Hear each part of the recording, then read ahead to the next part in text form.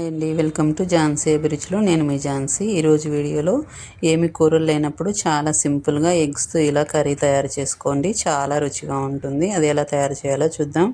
ముందుగా 3 ఎగ్స్ని ఇలా వాటర్లోకి వేసుకొని స్టవ్ మీద పెట్టి ఉడికించుకోవాలి. ఇలా ఉడికిన తర్వాత ఇందులోని వాటర్ని అంతటిని వంపేసుకొని ఫ్రెష్గా వాటర్ పట్టుకోవాలి.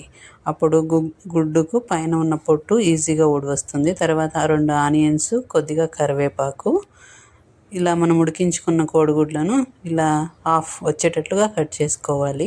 తర్వాత స్టవ్ మీద ఒక ప్యాన్ పెట్టుకొని అందులో 2 టేబుల్ స్పూన్స్ ఆయిల్, ఆవాలు, అలాగే కొంచెం కరివేపాకు వేసుకోవాలి.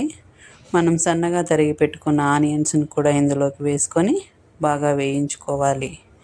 ఈ ఆనియన్స్ని లో ఫ్లేమ్లో పెట్టుకొని గోల్డెన్ కలర్ వచ్చే వరకు బాగా వేగనివ్వాలి. అలా బాగా వేయించుకుంటేనే కర్రీ రుచి చాలా బాగుంటుంది. అందుకోసమని మంటని లో ఫ్లేమ్లోనే పెట్టుకొని వీటిని బాగా వేయించుకోవాలి. ఏమీ కూరలు లేనప్పుడు ఇలా చాలా తొందరగా ఈజీగా అయిపోతుంది. చాలా రుచిగా ఉంటుంది ఇలా కోడిగుడ్లతో చేసుకునే కర్రీ. మీరు కూడా తప్పకుండా ట్రై చేయండి. తర్వాత ఇందులో రుచికి తగినంత సాల్ట్ వేసుకొని ఈ ఆనియన్స్ని వేయించుకోవాలి. సాల్ట్ వేయడం వల్ల ఆనియన్స్ తొందరగా వేగుతాయి. అలాగే సాల్ట్ పడుతుంది కాబట్టి రుచి బాగుంటుంది.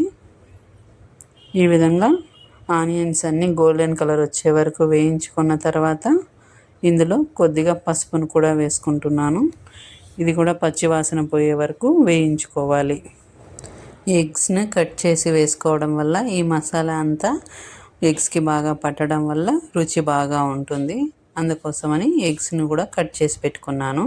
తర్వాత ఇందులోకి రుచికి తగినంత కారం వేసుకుంటున్నాను. అలాగే ఒక 1/2 స్పూను ధనియాల పొడి వేసుకుంటున్నాను. కారం, ధనియాల పొడి అన్నది మనం తీసుకునే ఎగ్స్ని బట్టి వేసుకోవాలి. తర్వాత వీటిని కూడా పచ్చివాసన పోయే వరకు ఒక 2 నిమిషాల పాటు వేయించుకోవాలి. ఇలా వేయించుకున్న తర్వాత ఇందులోకి మనం కట్ చేసి పెట్టుకున్నాం కదా ఎగ్స్, వాటిని ఇందులోనికి వేసుకొని మరొక 2 నిమిషాల పాటు వీటిని కూడా ఫ్రై చేసుకోవాలి. అలా చేయడం వల్ల మసాలా అంతా ఎగ్స్కి బాగా పడుతుంది. ఎగ్స్ మంచి రుచిగా ఉంటాయి.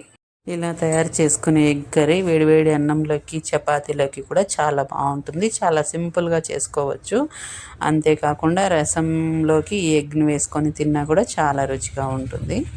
చూసారా, ఈ విధంగా ఫ్రై చేసుకున్న తర్వాత ఒక బౌల్లోనికి సపరేట్ చేసుకోవాలి. చూసారుగా, సింపుల్గా 10 నిమిషాల్లో తయారు చేసుకోవచ్చు. మీరు కూడా తప్పకుండా ట్రై చేయండి. ఎలా ఉందో కామెంట్లో తెలియజేయండి. అలాగే మీరు ఫస్ట్ టైం నా వీడియోస్ చూస్తున్నట్లయితే please like, share and subscribe my channel.